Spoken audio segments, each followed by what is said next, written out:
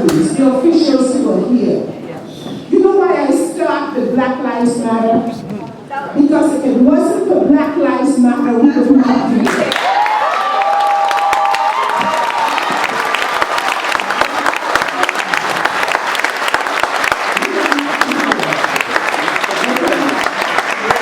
They have asked for this meeting for a long, long time. My name is Michael Coteau.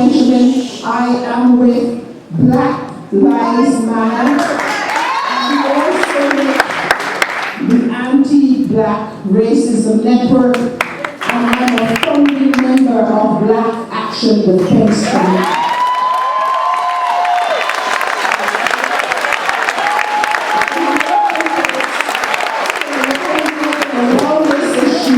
Years.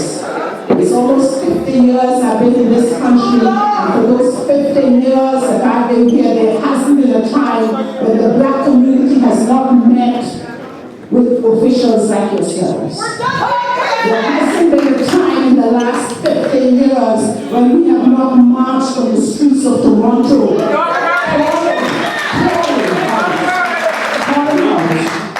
calling out to put an end to racism. There hasn't been a time when we have not faced, whether it is the Liberals, whether it is the NDP, whether it is the Conservatives, when we have not met with policymakers around this issue of racism. Okay? All right. And so here we are again with our generation. These children, these young people with Black Lives Matter are our children. Yeah. They are our children. They are not children. Okay, and they have watched us, older ones, walk the streets. And here they are, many moons later, many years later, doing the same things, calling attention to this issue of racism.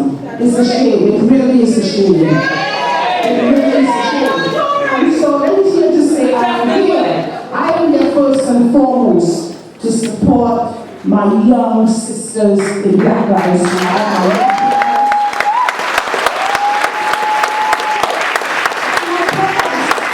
My young brothers and sisters, what they have done for us in the community is to unite us. It is to unite us. It is to call attention that they are gay, they are queer, they are trans. They're not just young and black, but they intersect with a whole range of people.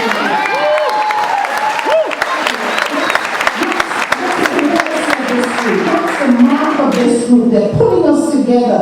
They're uniting us. All who wants to say that this is a radical group and this group does not, they don't know what they're talking about. They do not know what they're talking about. Yeah. This is a group that is for unity. This is a group, and if you were at that demonstration, the Pride demonstration on Saturday, you would have seen that Sunday. You would have seen that. The first thing that this group did when it got to that, the Dartmouth College and Young, is that they recognized the Aboriginal people of this land. It's to call attention to all of the shootings that took place in Orlando. They are for peace, they are for justice, and they are for unity.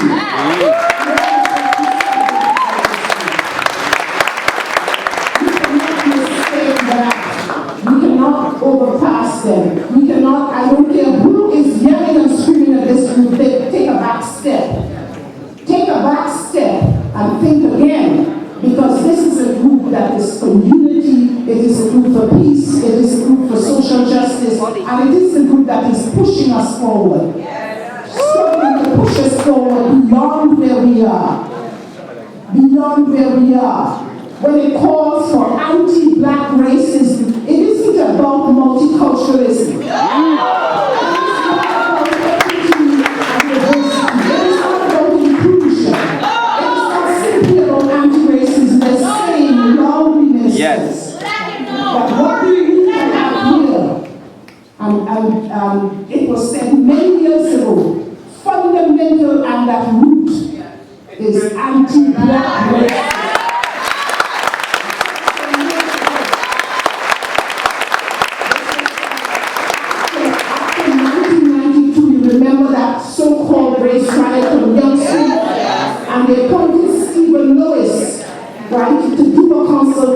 in the community. And Stephen, when he met with us, heard this phrase, and fundamentally says, he listened to the black community then, 1992, and said, and look what we have here is anti-black racism. A racism, of course, in which we're watching our children not going anywhere in this country.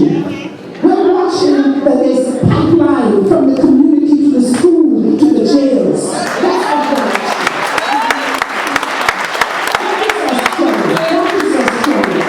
That is a struggle to stop the pipeline, to stop it going from schools. Some communities, there are communities that police, or communities that policemen, they're surveilled, and our kids end up dropping out of school. The schools as a bastion of racism. You have to stop that. You have to stop that. I can go on for all night, but I really want the ministers to hear this, that what you're picking up on is not a new start, it's a continuation. It's a continuation, it's a fight, it's a struggle. Every day, we're watching children in the social welfare offices. We're watching them in child welfare, the numbers keep growing. We're watching this. And all for our marches and our walks and our struggle against racism, it isn't cutting it. Ministers, it's not cutting it, man. It's not cutting it. Like this anti-black racism, a focus on us. And it's not asking for special attention. No. The fact that when we say anti-black racism, it is that we're asking for special favors. No. We are a group that in this country face histories of slavery. People don't like to recognize it. They think that we just arise off the boat. We came in the 50s. No, we've been there for hundreds of years.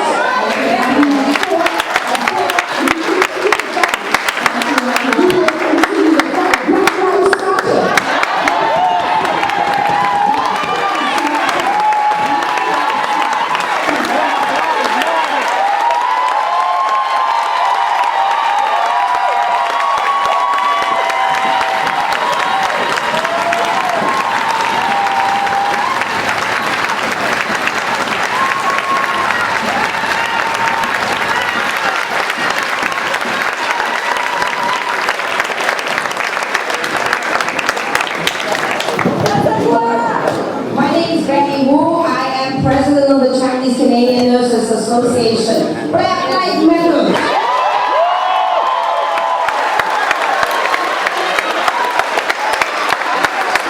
Say more life matters at this time. Black Lives Matter.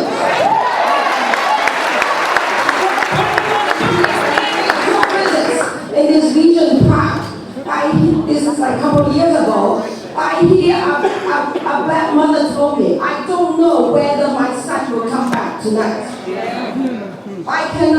I will never say I know that, because I don't know that. I'm not black. And that's not acceptable.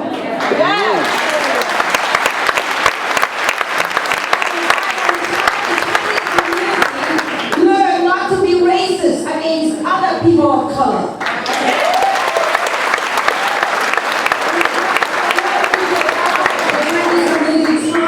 Progress because we come from a very colonized mindset. We are all against the sexual curriculum, not me.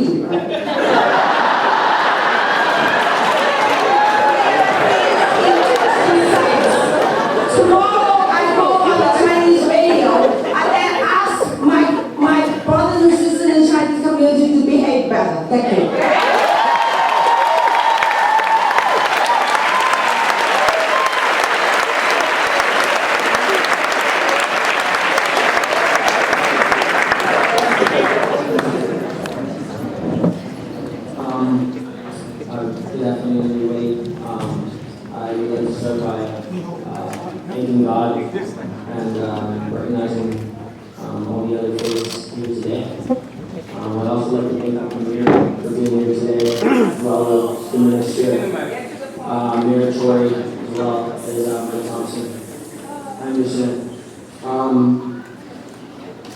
Look, I know we're all angry, and I'm very angry myself, so if you just let me speak.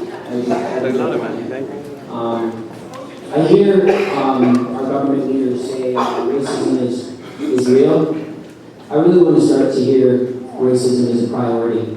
Yes! Along with the commitment, we want to see a detailed action plan. Dollars and cents. We respect your presence here today, but please do not belittle the centuries of repression by thanking us for being here today.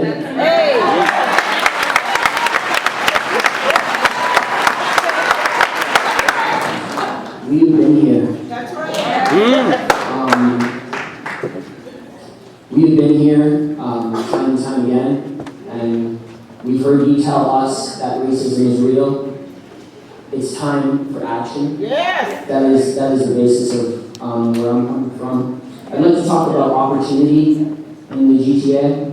I'd also like to talk about the Ontario government's visual campaign to inform the public of the depth of racism in everyday life, the workforce, specifically corporate structuring, the private and public sector, as well as the lack of diversity in the government, in particularly the lack of Afro-Canadian and Caribbean representatives in the cabinet.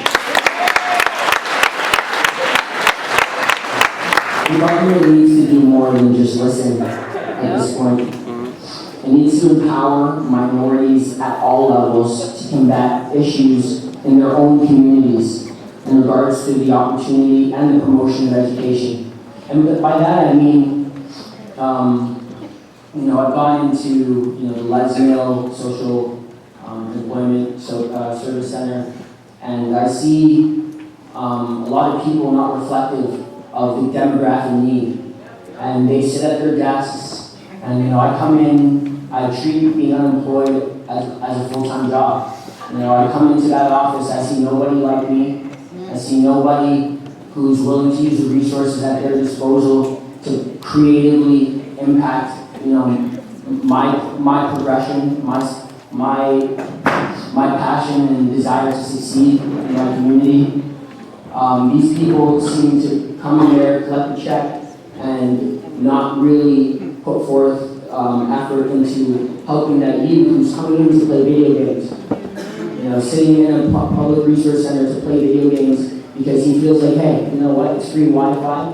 Free Wi-Fi isn't enough. You know what I'm saying? So,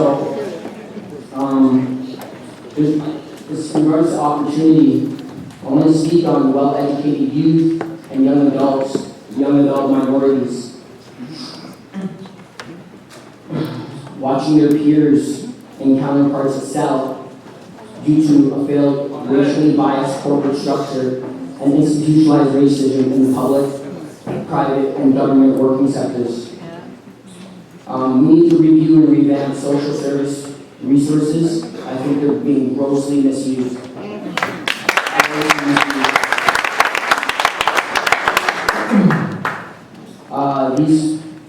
These practices, systemic racism, institutionalized racism, affect not only minorities, but people of all backgrounds in the workforce, in the classroom, and in our everyday lives. Not empowering minorities really does affect, even the white child. We think it's not. We're here, we're calling for Black lives, but the Black community has always supported the LGBT community. We are queer. We've supported all other minorities, and we are not here to not support them, but we're here to make it clear that anti-Black racism is the root of our problems here.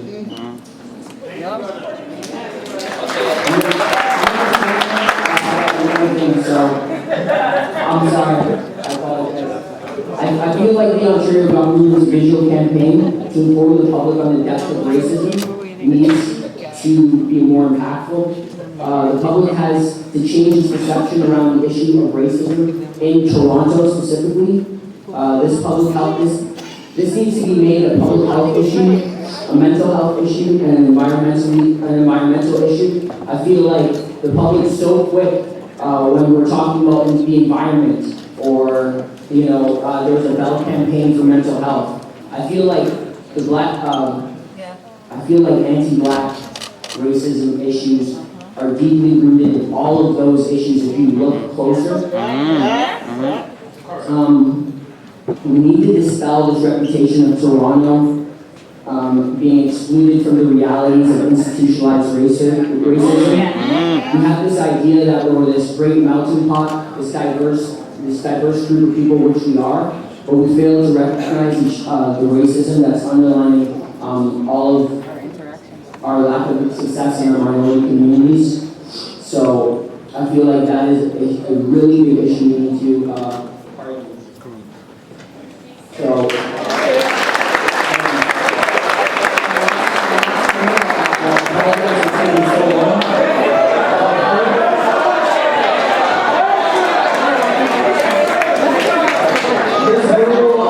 Visual and financial commitment from the Canadian government needs to be clear, and it needs to involve action immediately.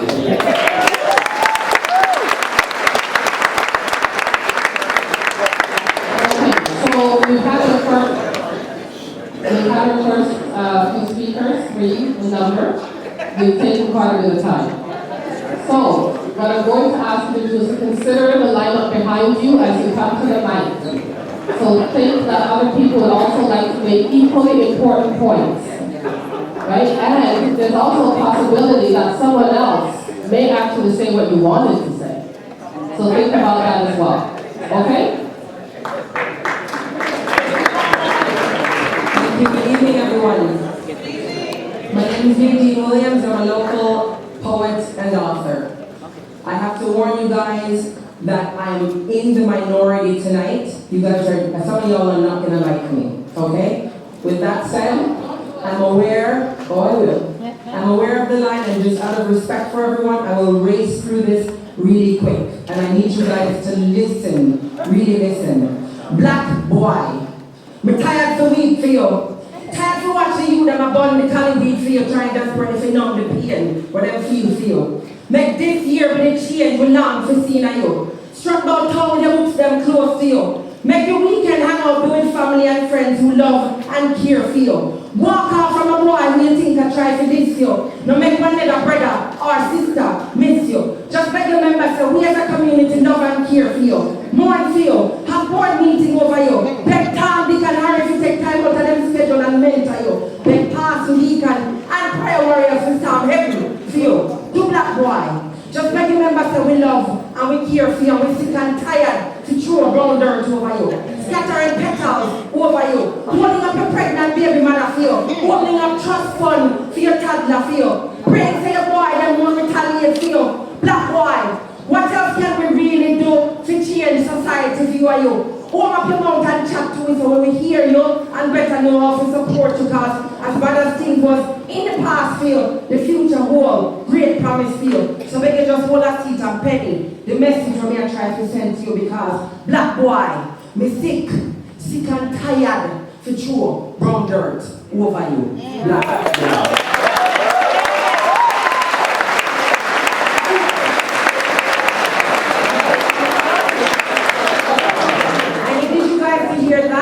Before you hear this, okay?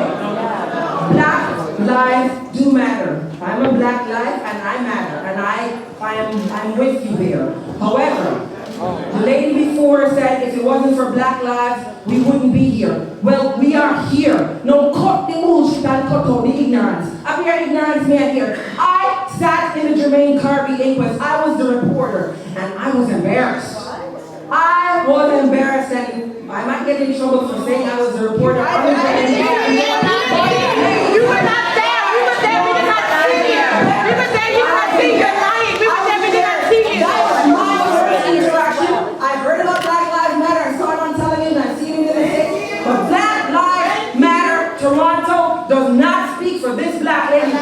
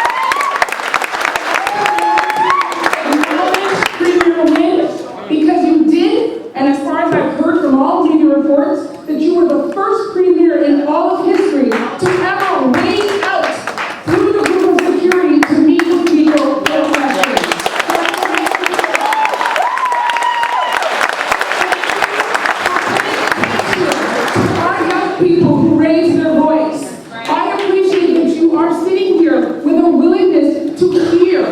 What we're looking for now is a willingness to act. We're here with solutions tonight. Just as a matter of course, I reviewed Twitter, that's what I'm on, and I did not see any announcements from yourself,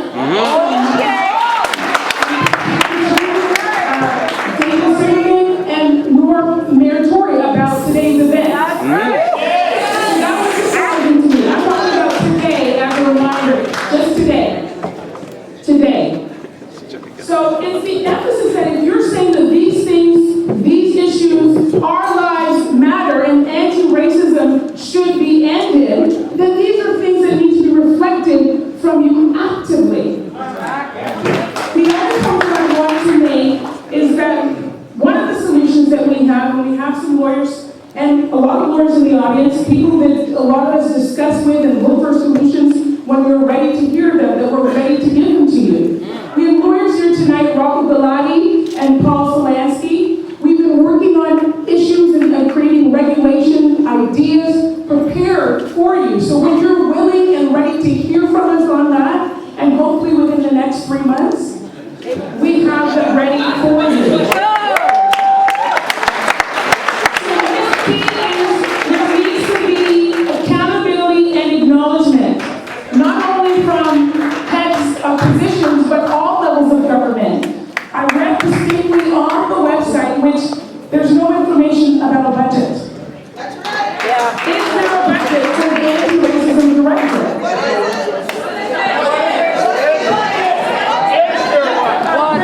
I'd like to know, is there a budget for the Anti-Racism Directorate?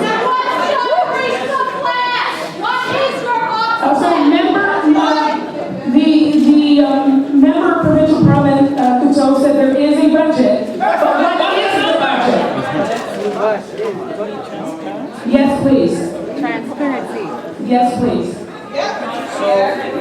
These are public funds.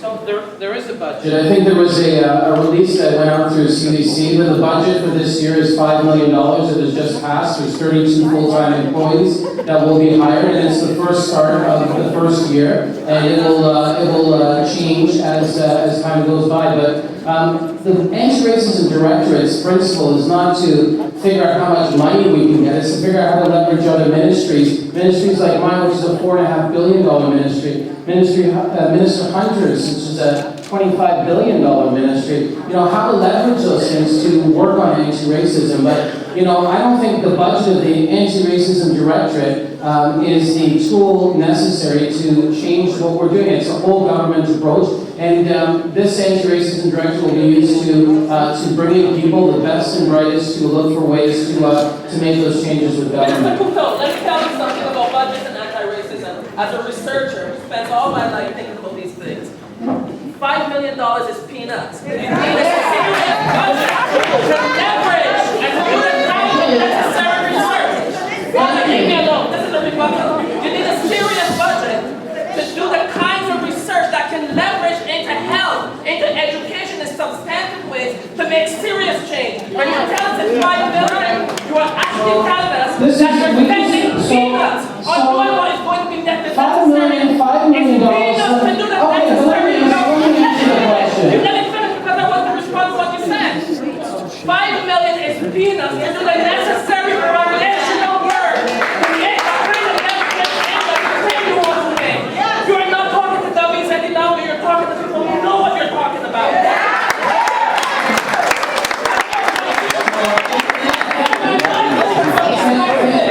Thank you very much. So, $5 million, this is a brand new directorate. There's only, I think, 7 people. Do you want me to answer?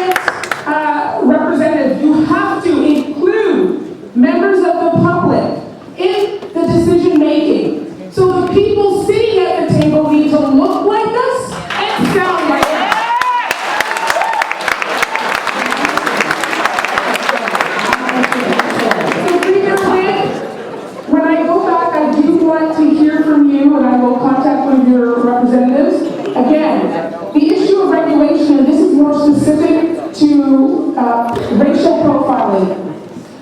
Government has always had the ability to do something today, but yet keeps refusing to do it today. All levels of government, all ministries have the ability to legislate. So how about legislating and making a regulation with regards to racial profiling? And that there's actually a penalty for doing so.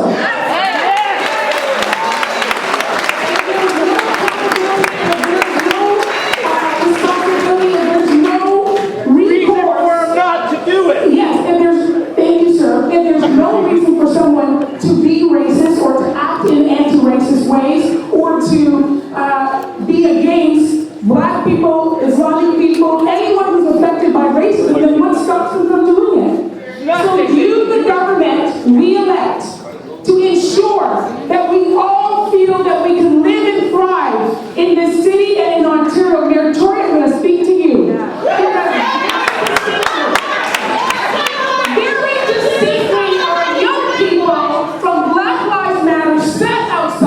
The police headquarters for 2 weeks in the cold, sleet, snow. And it was a peaceful environment. I say so because I was there. Shelter and clothing for anyone who wanted it. Where were you? For you to not even address them directly about meeting today is problematic for me as a leader, an elected leader. May I remind every member of parliament, every provincial representative, every person on city council, including you, Mayor Tory, you were elected to serve the people.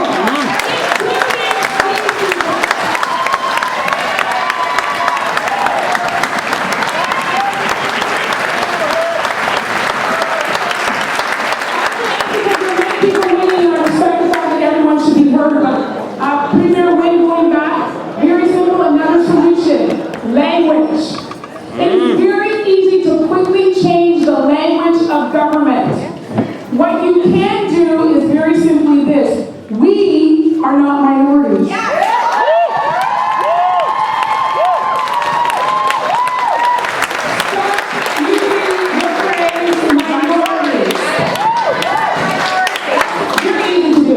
What we are discriminated against, we are marginalized, and we are underrepresented. Again, we need more people who look like us and speak like us to be at the decision-making table. And we need government, when they come to an environment like this, to be prepared, as Coteau did do, so thank you for that, be prepared to give answers. Not just nodding your head at what we say, but ready to give an answer to the people whom you're there to serve. Thank you. So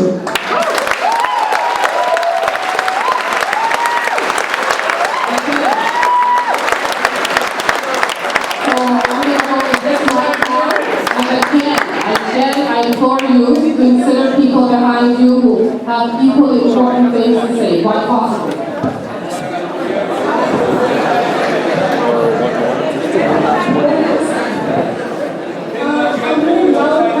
So I think I'm going to be fine.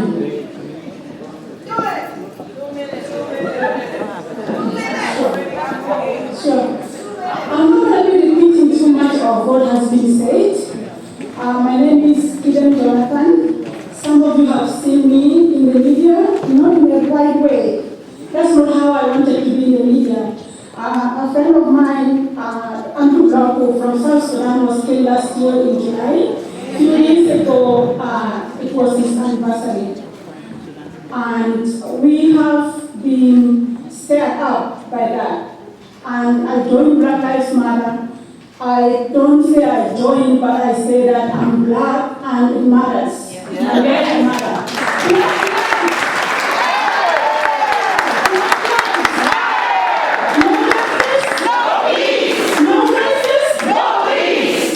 Yes, we can talk about peace. I go to church. I love church. I love the music of church.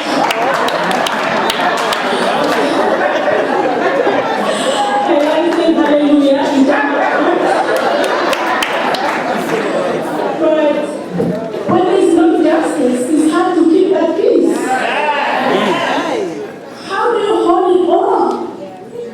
And that's why I got scared up. I jumped on the truck and was like, Black Lives Matter. So I have to say it, and I know that I'm black and I'm beautiful.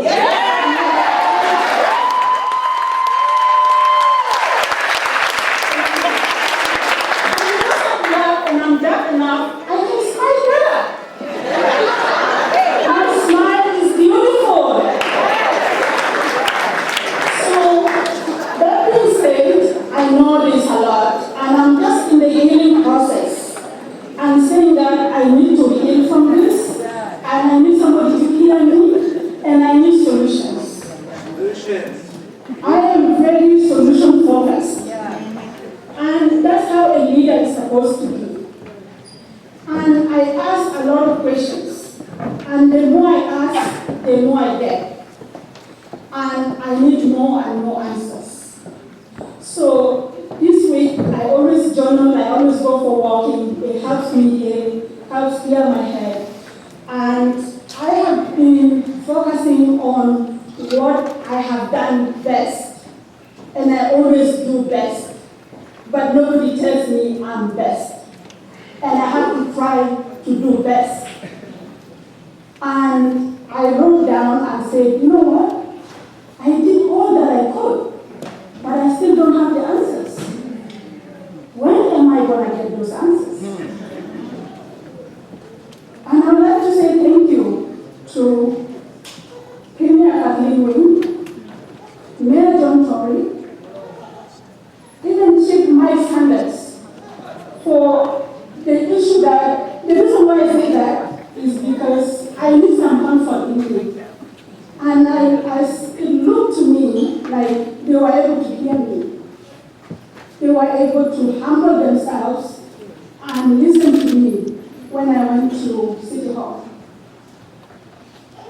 I don't have to protest to be heard. I don't have to be in minus 30 degrees weather for 2 weeks to be heard. I shouldn't be. Nobody should be in this position. Nobody.